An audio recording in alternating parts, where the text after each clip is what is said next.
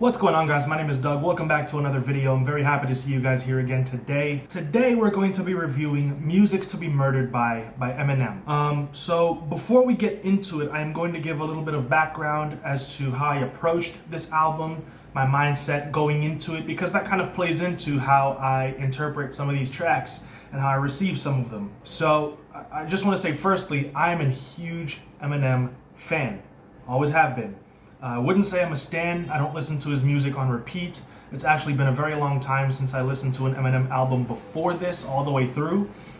Doing this daily, listening to music, you just get so caught up in all of the newer releases that you don't really have so much time to listen to some older stuff. But the Marshall Mathers LP, the first one, was what got me interested in hip hop in the first place. It's what inspired me to start writing my own music. That subsequently led to me beginning to produce my own music as well. So you could say that Eminem is probably one of the top 3 most influential rappers in my life specifically. Definitely in shaping how I write and how I structure my verses. And I just really admire him for his success, for his grind, for his commitment, and his dedication to his craft. It's just unmatched. A few years ago in 2017, Eminem dropped Revival, and I was disappointed in that project. But not for anything too major, really. I was disappointed in that I like that Eminem was inspired. I like that he had something to say that was relevant, that was about current day topics. But I just don't feel like he presented them how he wanted to. I feel like he might have been forced to add a few pop features or some catchier beats to try and get more radio play, to try and get more attention for his album. He had the huge rollout, with the commercials talking about Revival as though it were a medicine and things like that. And, it kind of flopped, but not because I feel like Eminem was being too woke. I just felt like he wasn't able to present his ideas as sincerely and honestly to himself as possible. I feel like, and I don't know, but this is the way that it sounded like to me.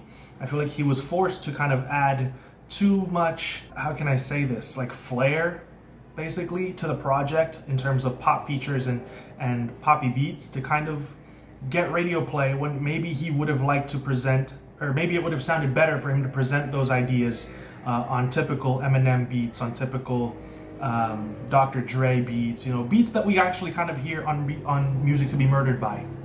He would have been able to present those ideas in a way that felt more sincere and not so generic. And so my gripe with that project, that was really it. It wasn't that Eminem wasn't trying. It wasn't that Eminem made bad music or anything like that. It just didn't sound like Eminem was making the type of music that he wanted to.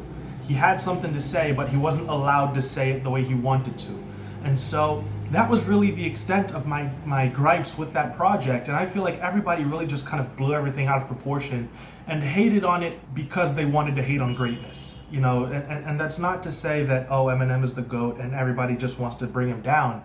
That's not really what I'm saying. What I'm saying is that people can't stand to see anybody winning, in today's society. Look at Drake. He's absolutely on top of the world, and people just hate on him consistently every single day, 24/7. Look at LeBron James. He's been the best player in the NBA since arguably 2010, 2012, and people just try to tarnish his legacy any way possible. And they do the same thing with him. They nitpick at the tiniest things and blow them out of proportion to try and put a blemish on Eminem's discography, on his legacy, and I feel like that's just unnecessary, because as soon as he's gone, people are going to say he was a legend and he didn't deserve all the hate that he got, and he was unanimously adored by the masses. And although I do agree that the majority of people do like him, I don't think that he's deserving of all the hates that he gets. I think that everything is just blown way out of proportion. Like, for example, Roddy Ricch dropped Forgive Me for Being Antisocial, and that's a good album. It's not a bad project. But when it dropped, everybody made it seem like it was album of the year worthy. It was definitely in contention, top 5 albums of the year. And when I listened to it, some of the songs were really dope, and the rest was really just generic. It didn't feel special or unique, and it just really felt like they were overhyping the project. And then Eminem has a bar like I Get Head Like Pillow Pets or something like that. And that is a corny line. It is a corny bar. It's an easy bar for anybody, especially for Eminem. But people take that and they just make it seem like it's absolutely the worst thing that they've ever heard, and it's tarnished the entire album, and the song is just unlistenable because of that. And they just completely blow the tiniest little bar out of proportion in the same way that they take something mediocre and make it seem like it's fantastic. So that's kind of what I felt happened with Revival, and it was sad, really. So I was very happy when Eminem dropped Kamikaze to kind of respond to it. And even though on Kamikaze there were a few songs that I skipped due to some production choices that I just didn't really agree with, I feel like it was nice to hear Eminem inspired by people who doubted him again. It felt nice to hear him angry and hungry. And so I was happy with that as a response. But I wasn't expecting Music to be Murdered By. And this dropped out of nowhere, no rollout, no announcement. And it was just really crazy because everybody was kind of looking forward to the Mac Miller project. That was really the only thing on my mind. And so this really dropped and came out of left field. And so going into this, I didn't listen to it immediately. Because like I said, it dropped the same day as Circles. And then I actually even ended up listening to Modus Vivendi before this. So I held off on listening to this for a few days actually, because I was just so busy doing other stuff with other music that I think should have been put before this album for different reasons. You know, I wanted to put Circles before this album specifically because I just feel like Mac was deserving of that. But the thing is, other people were listening to it before me, and I'm looking through Twitter and I see Miami hating on this, and I'm not calling out these other reviewers to hate on them. I'm just saying that that's what I saw on Twitter. I saw Miami hating on this. I saw Tabby cherry picking some of the cornier lines and posting them up on Twitter. And he did so a lot. And it really made it seem like he was just finding handfuls and handfuls of corny lines in every single song. And it really painted this picture in my head before I even listened to this, that Eminem dropped 20 bad songs. Eminem just dropped 20 trash throwaways. And this album is just going to be really disappointing because that's the picture that was being painted on Twitter. Everybody was hating on it. Everybody was saying that it was super corny, that it was just ridiculous, that Eminem had fallen off and he just needed to retire. 10 years ago, seeing, Fantano's review, Sean C's review, it just insanely heavy-handed on the negatives and not highlighting enough of the positives at all, and it really made it seem like this album was just bad. The Mallory Bros dropped a video that was really refreshing because it wasn't a huge in-depth review or anything, but it was just them listening to their favorite tracks off of the project and only showcasing the things that they liked. So although it's not really an objective kind of like in-depth review, it was just nice to see somebody highlighting some of the positives on this project. So I feel like having that going into it, I really expected it to be a bunch of garbage that I would have to sift through. And the first listen, it was just evident to me that it had gotten the Revival treatment. Everything was just blown out of proportion again. Because on my first listen, my opinion was, this isn't bad. Actually enjoyable. There are way better production choices made here than were made on Revival and Kamikaze. This is probably the best that I've heard Eminem in a few years. Why is everybody hating on this? And the second time around, the third time around, the fourth time around that I listened to this project, all of those feelings were just emphasized. Yes, there are negatives. And those reviewers that pointed out the negatives did a good job at pointing them out and bringing them to light, but they overemphasized them. They made it seem like they made the project, they degraded the quality of the project because they didn't highlight enough of the positives as well. There are definitely more positives to this project than there are negatives, and those just were not highlighted at all because it seems like it is popular to just downplay how good Eminem is at this point in his career. And again, I'm not saying this because I stan him or anything, because it's not like I listen to him 24/7 and he's absolutely my favorite artist at all, because he isn't. He's just one of the guys that has really inspired me, and so it's sad to see him getting so much hate that I don't think he's deserving of. And so, with that being said, this video, I'm not going to be extremely in-depth with all the negatives because normally I would do so in a review and be objective and showcase the good and the bad, but I feel like at this point, it's been over a week since the album has dropped and so many other reviews have dropped. You guys are familiar with all the negatives already of this project. I'm going to highlight what I liked, the tracks that I liked, and why I liked them, and really just kind of highlight the positives that really haven't been highlighted enough, I think. So now that that has been said, we can actually get into the tracks. and some of my ideas and some of my opinions on them. But yeah, just going into it, this album is not deserving at all of the hate that it's getting. Like I said, there are a few corny lines, there are a few iffy moments in this project, but the good definitely outweighs the bad by a lot on this project. Going into it, I saw that it had 20 tracks. I was a little worried because you guys know how I feel about longer track listing, but there are 3 interludes on here, so it's really just 17. And although 17 is still long, it's better than 20. And out of the 17 tracks, I thoroughly enjoyed 12 of them, which is a really, really good proportion. So let's get into it. The first track that I really liked off this project was out of the gate, Premonition, the intro. I feel like that dark, gritty Dre beat with the introduction where somebody's being like murdered just sets that horror like tone, the dark, eerie tone to the project. And Eminem absolutely goes off. I think that his verse is great. Like Joe Budden says, that's definitely how you start a project if you're going to start one. He just displays hunger, passion, anger. He displays excitement to be back on another project.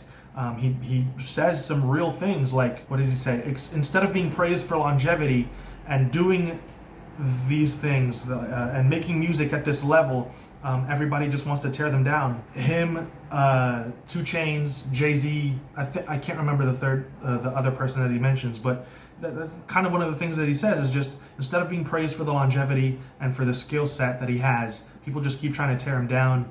And I just think that, it's really true. I think that is true. And I think that his verse is great. I just think that it's a really great energy to start this project off.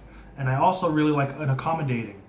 Specifically, one of the bars that I like is, the more they study my music, the more they remind me of eyeballs. I'm watching my pupils get cornier. I think it's great.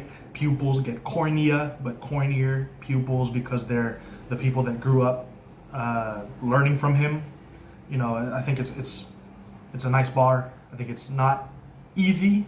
I think it definitely works because of the way that he pronounces his words, which is something that he is great at. I like the Young M.A. feature. I think that she's very smooth.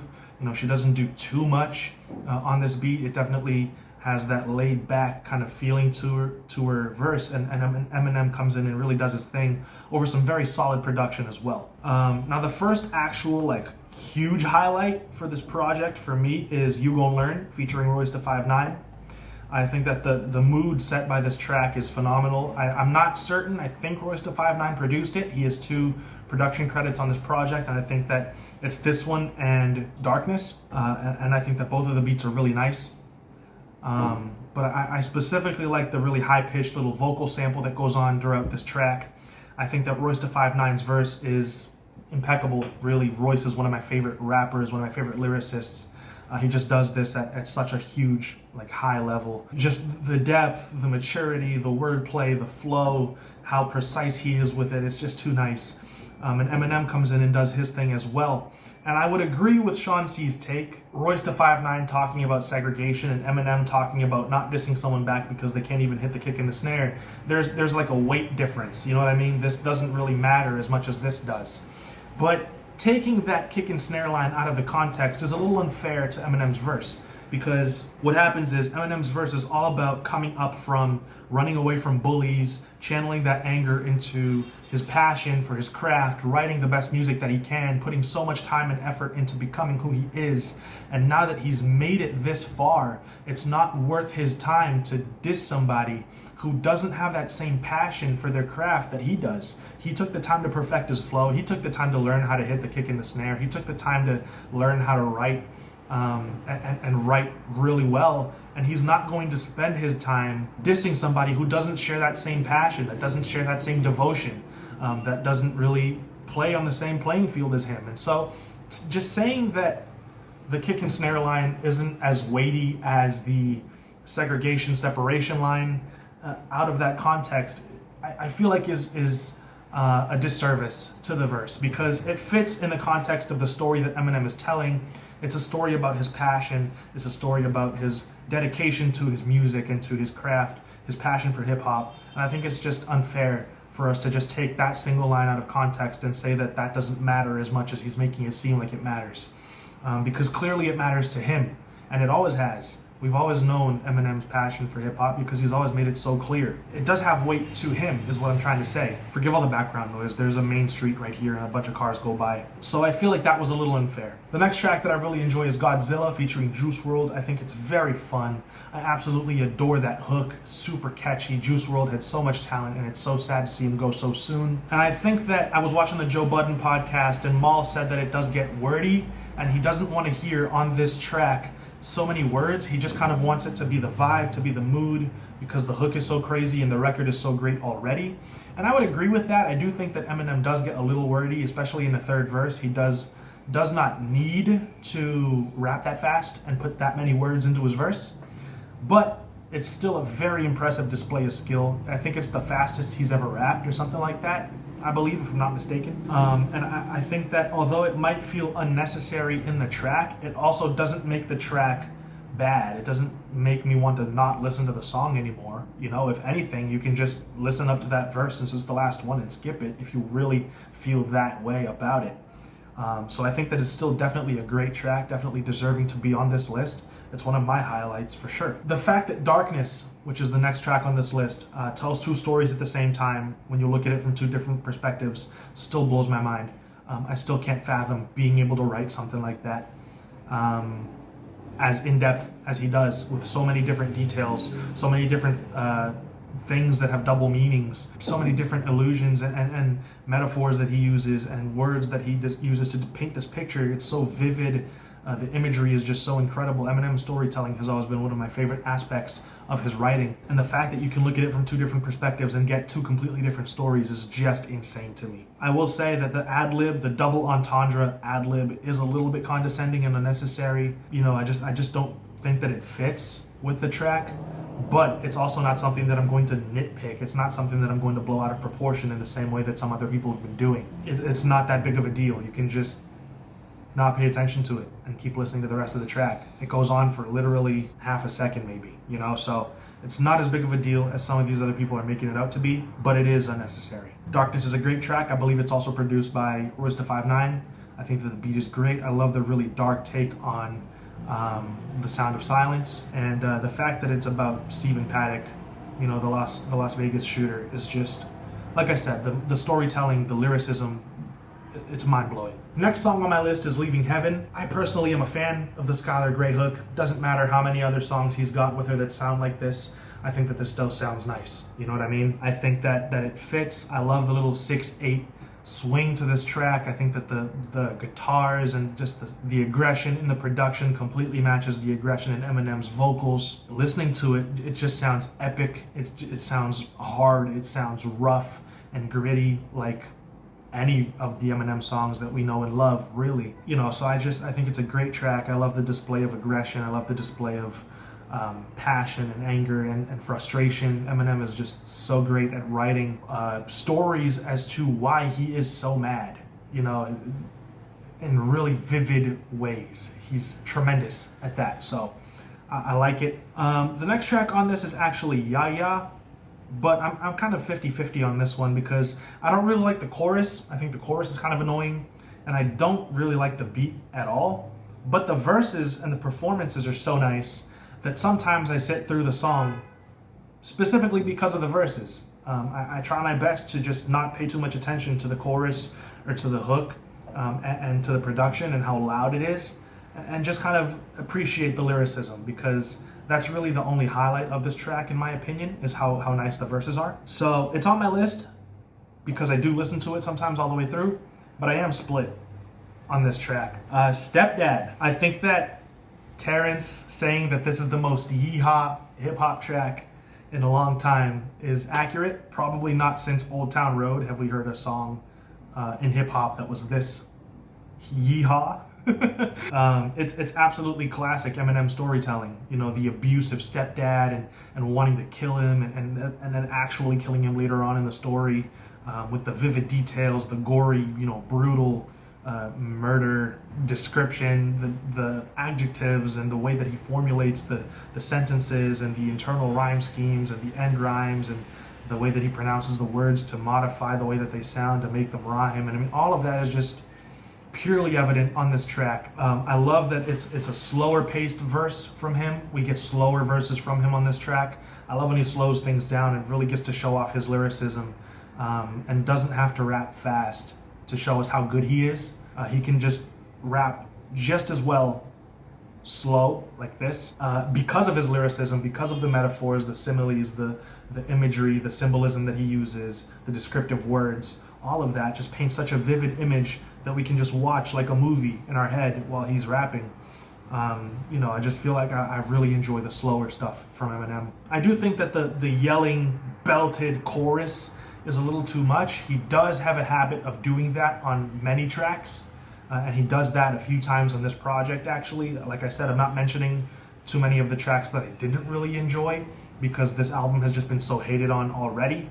But on tracks like this, where I enjoy the songs, but I'm not so much of a fan of his performance on the chorus, I have to mention that. So like I said, I think that he does use that too often, the yelling chorus, doing it himself and just having the belted lyrics.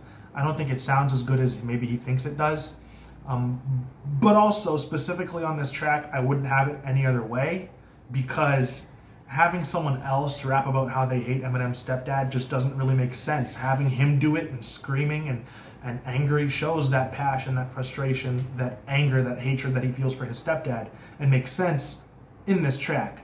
But in the love songs, when Eminem is singing, have a feature there. Have a nice feature there that sings those choruses, because it just doesn't fit. Having Eminem scream about how much he wants to be with somebody just doesn't make sense at all. Makes sense in this case. I just thought that I would point that out. The next track that's on my list is Marsh. I think it's got a really nice, dark, bouncy trap beat. The pianos kind of remind me of the same mood that 5% Tint by Travis Scott has. I specifically love the wordplay. If you're still looking for smoke, I already gave you an L. I'd rather just see you in hell, but I should get puff on the joint. And also I already gave you an L, like an El Producto. I'd rather just see you inhale, and then I should get puff on the joint. I think it's that double meaning, that double entendre with that bar is just top tier.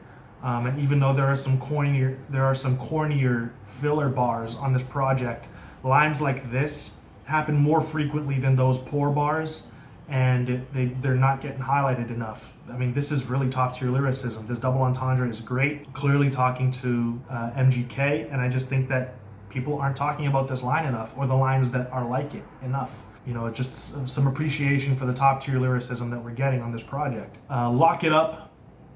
Love this song, man. Anderson .Paak absolutely is a beast. He's an animal on this song. He makes it so special. His performance is so great. The beat is so groovy, it's wavy, and his soulful vocals and how they layer them, they fill out this track so nicely, is what I'm trying to say. Eminem does his thing on this track without being extremely overbearing or wordy, and just kind of lets Anderson .Paak shine a little bit on this project, or on this track, excuse me. And the track is really better off for Eminem kind of sitting this one out a little bit, keeping his verses relatively shorter, not having 3 verses, but only 2, I think. It was a good decision on his part to just let Anderson do his thing, because, like I said, this song is way better off because of it. Next track that I really enjoyed is No Regrets, featuring Don Toliver. The Don Toliver-Eminem combination really surprised me. It worked way better than I expected it to. I think Don Toliver, in the same way that Anderson .Paak killed his performance, he did the same thing. He's just absolutely unstoppable right now. He can do no wrong, and it's absolutely a pleasure to be around and witness this. Because I don't remember the last time that somebody just came onto the scene and just killed every single thing that they hopped on, like Don Toliver has. 50 Cent, Eminem, actually, who else? Just came on the scene already killing it, especially with Can't Say. That was his breakthrough appearance, and he just absolutely murdered that track. I can't remember the last time something like this happened. So it's just absolutely a joy to see him partner up with Eminem and make a track as good as this one. Now, Eminem does mention that it feels like people want him to go back to doing drugs because that was when he made his best music, but I don't think that that's what we want, really. That's not what we want. We just want him to be inspired again. We want him to find inspiration in something, but not in drugs. It just feels like back then, with the Eminem show and things like that, songs like Mockingbird, When I'm Gone, Sing, is it Sing for the Moment? I forget the name of the actual track. Lose Yourself. They were motivational. They were songs about fatherhood. They were songs about staying true to who you are and persisting and not giving up. Toy Soldiers, you know, there was inspiration behind them. And they weren't just songs about how angry you are all the time. And I feel like finding something to rap about that isn't just firing back at all your haters is what we want from you. You know, make a track about, for example, fatherhood. Make a track about how hard it is to be in the game for this long. Make a track about some of the regrets that you have from your career along the way. You know, Jay-Z made 444 giving financial advice basically on the story of OJ, and just sharing some of the wisdom that he's gained throughout the years. So do something like that, you know. It sucks that we don't see Eminem out and about as much as some of the other artists, because that's really where you find inspiration, is when you leave your house. And I'm not saying that he doesn't, I'm just saying that it doesn't seem like he does because we never see him. We never see him out and about, and it doesn't feel like he's got as much inspiration other than his anger and his hate for his haters. And so that's the inspiration that we want you to have. We don't want you to go back to doing drugs, man. And finally, the track that made my list is I Will. I think it's a great closer. I love the Slaughterhouse participation minus Joe. I do kind of wish Joe Budden had a verse on here, but I can understand why he doesn't. He is retired after all, but I feel like with this beat, he really would have killed it. This is kind of his lane. When King Crooked said, manslaughter goons under the moonlight, John Wilkes, that's who I'm in the booth like, hey bruh, I go ham for dead presidents, I kind of lost my mind. I did. I've got to say. Manslaughter goons under the moonlight, John Wilkes, that's who I'm in the booth like, John Wilkes Booth, hey bruh, I go ham for dead presidents, but John Wilkes Booth killed Abraham Lincoln, who is a dead president, but also, hey bruh, hey bro, I go ham for dead presidents, money. I don't know, something about that line just absolutely made me lose it. I set this track apart for me. Slaughterhouse and those lyricists that are on that team, man, are just absolutely ridiculous. And so I think that it's just a fantastic way to close the project out with a lot of energy.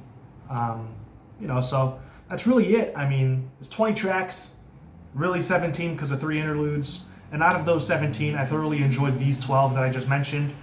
And so I feel like the only fair rating for a project like this would be at least a 6 to a 7. It would have been better with a few different production choices. I do kind of want Eminem to stop making club tracks, or trying to make club tracks, especially the ones featuring Ed Sheeran. That combination just doesn't really work, in my opinion. And like I said, I want to hear Eminem inspired by something other than just hatred for the flack that he gets and resentment. You know, I want to see him rap about something real, but at the same time in the way that he wants to rap about it. Take a page out of Royce's notebook and don't try to make a woke song popular.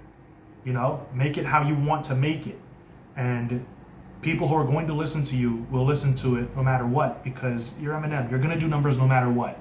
So make the song how you feel you should make it, because if you're passionate about what you're making, then people are going to enjoy it more, is what I'm trying to say.